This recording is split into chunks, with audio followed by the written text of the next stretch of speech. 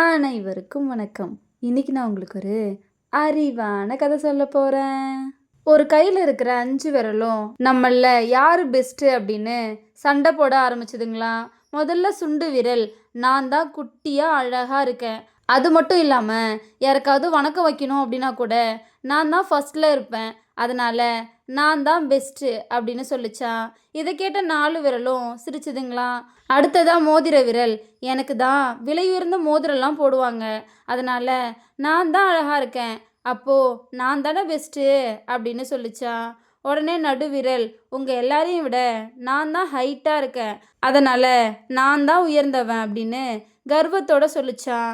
உடனே சிரிச்சுக்கிட்டே பக்கத்துல இருந்த விரல், மற்றவங்களுக்கு சொல்லி கொடுக்கணும் அப்படின்னாலும் இல்லை யாரையாச்சும் கை காட்டணும் அப்படின்னாலும் நான் தான் முக்கியம்.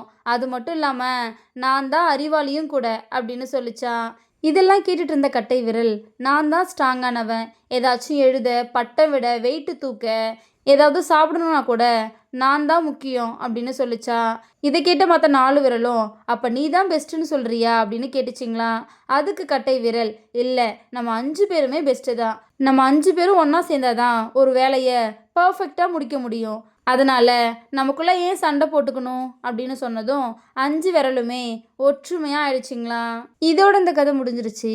உருவத்தால் எல்லாரும் வேறு வேறையாக இருந்தாலும் ஒற்றுமையாக வேலை செஞ்சோம் அப்படின்னா ஈஸியாக அந்த வேலையை முடிச்சிடலாம். அதுதான் இந்த கதை நமக்கு சொல்லுது. இந்த கதை உங்கள் எல்லாருக்கும் பிடிச்சிருக்கு நம்புகிறேன். இன்னொரு அழகான கதையில் நாளைக்கு சந்திப்போம். நன்றி.